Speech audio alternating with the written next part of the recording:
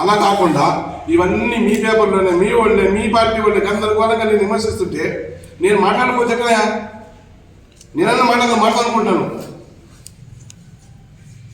అలా కాకుండా నేను గుర్రాన్ని చూస్తానంటే మీ ఊరు నేను చూస్తాను.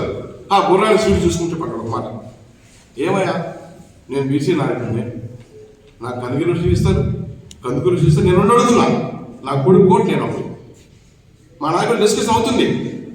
నేను కలిగి అడుగుతున్నా నా కొడుకు అని చెప్పి నేను ఇక్కడ పోటీ చేస్తాను చెప్పిన చెప్పాల్సింది చెప్పి మా నాయకుడు వాడిస్తున్నాడు. నాకు రెండు పరిస్థితులు ఉన్నాయి. అసలు నీ సంగతి తెలుసా? ఇందాకనే చెప్పాలి, 107 మందిలో మన ఎమ్మెల్యే గారు తీసేసే వాళ్ళు 3వ వాడంట.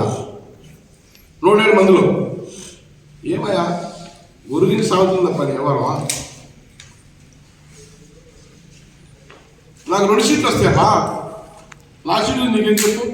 నువ్వు మంచిగా దేవుడు ఈ కందుకూరు ప్రజలు నీకు మంచిగా ఎమ్మెల్యే గెలిపించారు కదా బా. కందుకూరు చరిత్రలోనే 19,000 ఓట్లు నీకు నాకన్నా మెజార్టీకి వచ్చినాయి. నేను 90 మంది వస్తే నాకు 90 ఏళ్ళు వచ్చినాయి. నేను 100 మంది ముందు వచ్చా.